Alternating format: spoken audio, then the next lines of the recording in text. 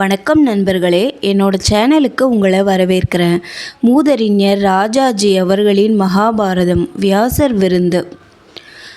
திருதராஷ்டிரன் சஞ்சயனிடம் புலம்பினான். நெருப்பில் விழுந்து சாகும் பூச்சிகளைப் போல துர்முகனையும் துர்ஜயனையும் யுத்தத்தில் பிரவேசிக்க செய்து மூர்க்கன் துரியோதனன் தன் அருமை தம்பிகளை கொன்றானே.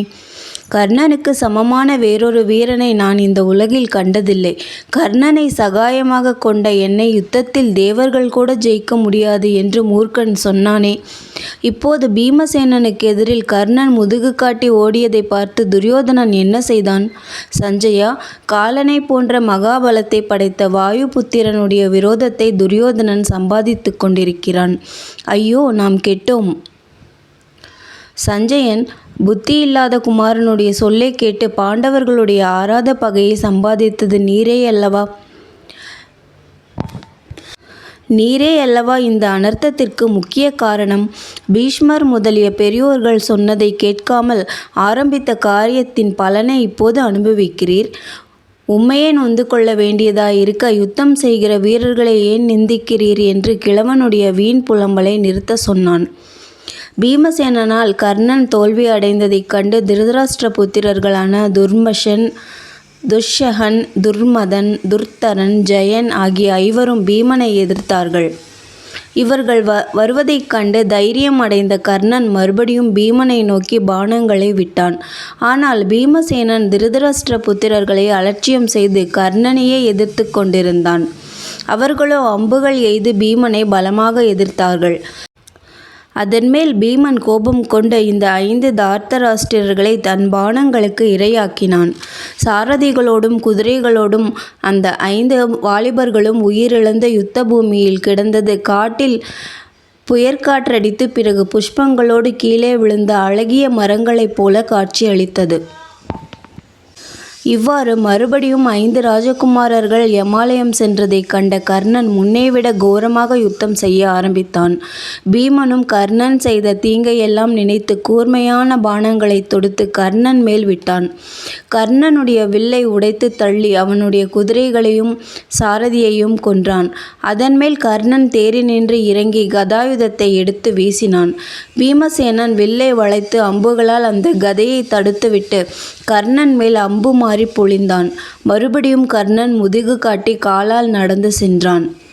இதை கண்ட துரியோதனன் மிகவும் துயரப்பட்டு தன் தம்பிமார்கள் சித்திரன், உபசித்திரன், சித்ராக்ஷன், சாருசித்திரன், சகாசனன், சித்ராயுதன், சித்திரவர்மன் ஆகிய 7வரையும் ராதேயனுக்கு உதவியாக அனுப்பினான்.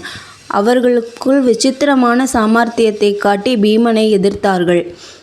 ஆனால் அவர்களும் ஒருவர் பின் ஒருவராக பீமசேனனுடைய கோபத்திற்கு இரையாக யுத்த களத்தில் உயிரற்று விழுந்தார்கள்.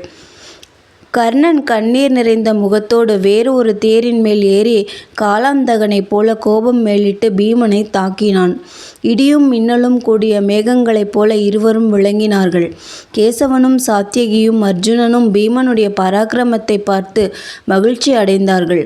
கௌரவ பட்சத்திலிருந்து பூரிஸ்ரவசும் கிருபரும் அசுவத்தாமனும் சல்லியனும் ஜெயத்ரதனும் இன்னும் எல்லா வீரர்களும் ஹா ஹா என்று பீமனை பார்த்து வியந்து புகழ்ந்தார்கள். இவையெல்லாம் கண்டு பொறாதவனான துரியோதனன் கர்ணனுடைய நிலைமையை பற்றி கவலை கொண்டு, பீமனுடைய அம்புகள் ராதேயனை கொல்லப் போகின்றன, உடனே நீங்கள் சென்று பீமனை எதிர்த்து அவனை சூழ்ந்து கொள்ளுங்கள் என்று தன் சகோதரர்கள் வேறு 7 பேர்களையும் அனுப்பினான். சத்ருஞ்சயன், சத்ருஹசன், சித்திரன், சித்ராயுதன், திடன், சித்திரசேனன், விகர்ணன் 7 பேர்களும் பீமனை சூழ்ந்து கொண்டு ஒரே சமயத்தில் பீமனை மிகவும் அடித்தார்கள். துரியோதனன் அனுப்பிய இந்த 7 தம்பிமார்களும் பீமனுடைய அம்புகளுக்கு இரையாகி உயிரற்று பூமியில் விழுந்தார்கள்.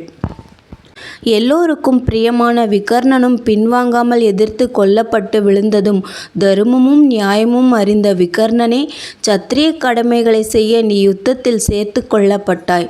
உன்னையும் நான் கொல்ல வேண்டியவனாக ஆனேன். நீயும் பிதாமகர் பீஷ்மரும் கொல்லப்பட வேண்டியதாகிய இந்த யுத்தம் கொடிய யுத்தம் என்று துக்கித்தான் பீமன். துரியோதனனுடைய சகோதரர்கள் தன்னை காப்பாற்றுவதற்காக ஒருவர் பின் ஒருவராக இவ்வாறு வந்து இறப்பதைக் கண்டு துயரம் மேலிட்ட கர்ணன் ரதத்தில் சாய்ந்து கொண்டு 2 கண்களையும் மூடிக்கொண்டு மயக்கமடைந்தான். மறுபடியும் மனத்தை உறுதிப்படுத்தி கொண்டு போர் துவங்கினான். பீமன் விடுத்த அம்புகள் கர்ணனுடைய வில்லை உடைத்தன. அவனும் ஒன்றன் பின் ஒன்றாக வேறு விற்களை எடுத்து யுத்தம் செய்தான். 18 தடவை இம்மாதிரி கர்ணனுடைய வில் உடைந்தது. கர்ணனும் தன் சாவதானத்தை இழந்து பீமனைப் போலவே கோபாவேசமானான். இருவரும் ஒருவரை ஒருவர் கோரமான பார்வைகளுடன் பார்த்து கொண்டு யுத்தம் செய்தார்கள். பீமன் அப்போது செய்த சிம்மநாதம் யுதிஷ்டிரனுக்கு மறுபடியும் கேட்டது. தருமபுத்திரனும் உற்சாகமடைந்து போர் வாத்தியங்களை ஒலிக்கச் செய்து துரோணரை பலமாக எதிர்த்தான். கர்ணனும் பீமனும் மறுபடியும் யுத்தம் துவங்கினார்கள். குதிரைகளும் சாரதியும் இழந்து தேரும் உடைப்பட்டு பீமன் வில்லை இழந்தவனானான். அதன்மேல் பீமன் சக்தி ஆயுதத்தை எடுத்து கர்ணனுடைய ரதத்தின் மேல் பிரயோகித்தான். கர்ணன் இதை அம்புகளால் தடுத்து பயனற்றதாக செய்ய கத்தியையும் கேடயத்தையும் ஏந்திய பீமன் கர்ணனை எதிர்த்தான். ஒரு வினாடியில் கேடயத்தை இழந்து பீமசேனன் கத்தியை சுழற்றி கர்ணன் மேல் எறிந்தான். அது ராதேயனுடைய வில்லை அறுத்து தள்ளிவிட்டு கீழே விழுந்தது. உடனே அவன் வேறொரு வில்லை எடுத்து அதுவரையில் நடைபெறாத முறையில் அம்புகளை பிரயோகித்து பீமனை மிகவும் பீடித்தான்.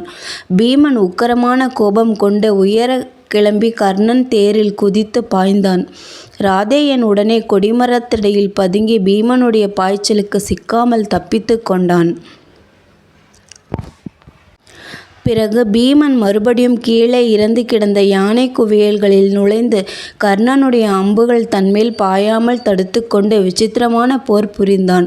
யுத்த களத்தில் விழுந்து கடந்த தேர் சக்கரங்கள், குதிரை, யானை முதலியவற்றின் வெட்டுப்பட்ட கிடந்த அங்கங்கள் இவற்றையெல்லாம் எடுத்து வீசி யுத்தத்தை நிறுத்தாமல் கர்ணனை எதிர்த்து கொண்டே நின்றான்.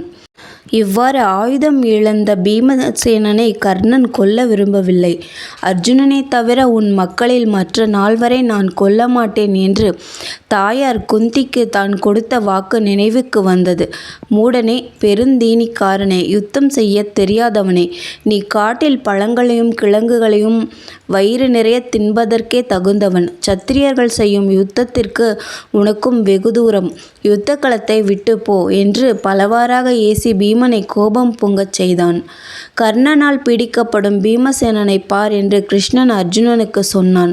கோபாக்னியால் கர்ணனை எரித்து விடுவதைப் போல தனஞ்சயன் கண்கள் சிவந்தன. காண்டீபத்தை வளைத்து கர்ணன் மேல் அம்புகள் விட்டான். கர்ணன் பீமனை விட்டு விலக வேண்டியதாயிற்று. குந்திக்கு கொடுத்த வாக்கை எண்ணி சந்தோஷமாகவே விலகினான். நன்றி. மீண்டும் அடுத்த அத்தியாயத்தில் சந்திப்போம்.